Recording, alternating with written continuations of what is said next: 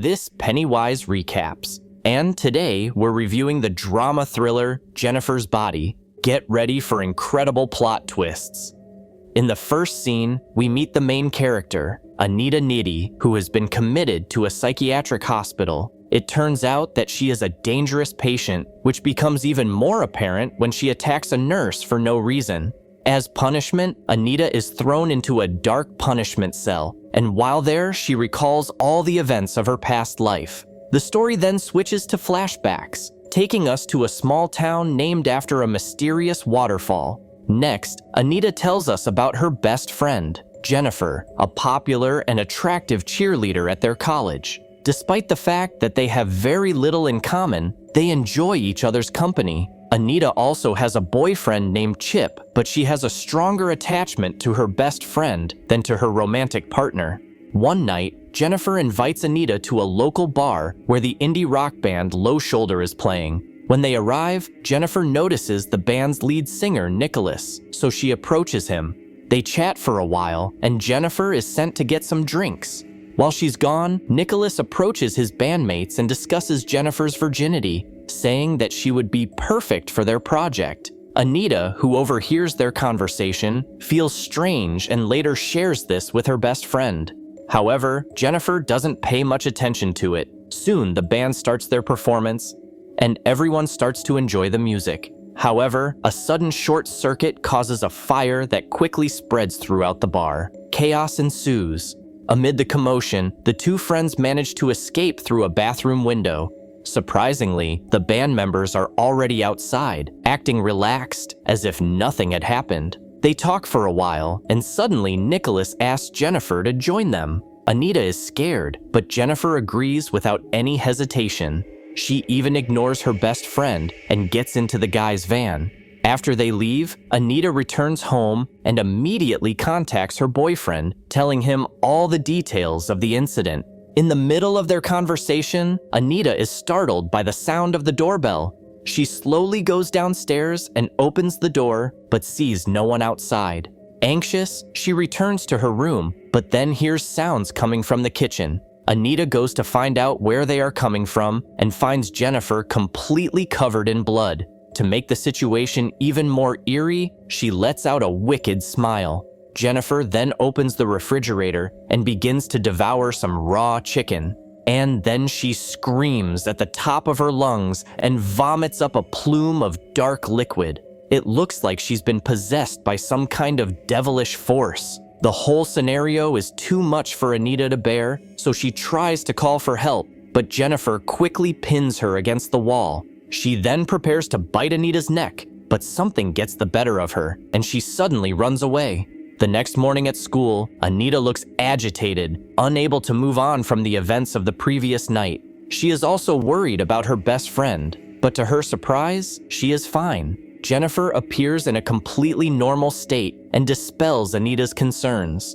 Everyone is upset about the recent news where many people died during a concert, but Jennifer remains indifferent and even laughs at the situation. Confused, Anita asks what happened to her best friend. She knows that her behavior has something to do with the band. Later, Anita seeks out Chip and tells him all about Jennifer, including the angry look she had yesterday. On the other hand, Jennifer approaches the captain of the college football team, Jonas, who is mourning the loss of his best friend, who also died in the fire. With words of comfort, Jennifer takes him to the woods behind their college. Once there, she begins to seduce him, while several birds and animals mysteriously begin to surround them. As Jonas begins to inquire further, Jennifer transforms into her evil self and brutally eviscerates him to death. His terrifying screams are heard by a college professor, who rushes to the scene and finds the mutilated corpse. Later that evening, Anita and Jennifer have a phone conversation. Anita is haunted by the incident, but Jennifer convinces her to move on with her life, emphasizing that life is too short for such things. In the middle of the conversation, Jennifer deliberately burns her own tongue with a lighter, but is unharmed. At this time, Anita receives a phone call from her boyfriend, telling her that Jonas has been killed, which makes her even more worried. Meanwhile, the music group is gaining a lot of popularity thanks to false rumors that they saved many people during the fire. hundreds and thousands of people start inviting them to a concert, and a charity performance at a local school is finally confirmed. After that, the movie takes place a month later. The locals, including Anita, are finally able to smile again and move on from the tragic incident. However, Jennifer looks lethargic, tired, and unhealthy. One day, after school, she and Anita are walking down the hallway when a classmate named Colin asks her out. Unexpectedly, Jennifer accepts the invitation and sends him her address, inviting him to her home. Later that night, Colin eagerly drives to the location specified by Jennifer, while Anita and Chip spend intimate time together. Upon arrival, Colin realizes that the area is deserted and the house is still under construction. Despite this, he enters the house and encounters Jennifer, who instantly scares him from behind. Wasting no time, she begins to seduce and kiss him, but then he notices a disturbing change in Jennifer's eyes. Colin tries to run away, but the evil girl transforms back into her monstrous form and ruthlessly kills him. Meanwhile, Anita, who is in the midst of a romantic relationship, suddenly begins to hallucinate. She sees Jonas's spirit on the couch and blood dripping from the ceiling. This warning sign scares her, forcing her to abruptly leave Chip's house and drive away. However, this is not the end, as she almost runs over Jennifer, who is bleeding to death. Panicked, Anita rushes home and locks herself in her bedroom. Trying to calm her racing mind, she goes to bed. However, to her horror, she discovers that Jennifer is present in her room and looking normal again. This puzzles Anita, and she doesn't understand what is happening, and Jennifer suddenly kisses her on the lips, intending to help her relax. After these events, Jennifer reveals a shocking truth. The band Low Shoulder, who participated in the bar fire, took her to the same mysterious waterfall and sacrificed her to Satan as a virgin in exchange for their fame and fortune. She also claims that despite the sacrifice, everything went well. She did not die because she was not really a virgin. However, Jennifer explains that she never became normal because she was constantly possessed by Satan. After the incident, she remembers waking up unharmed, even after the group members had stabbed her several times. Jennifer then says that when she returned home, she felt very hungry. So she ate her first victim, a foreign exchange student who was believed to have died in the fire.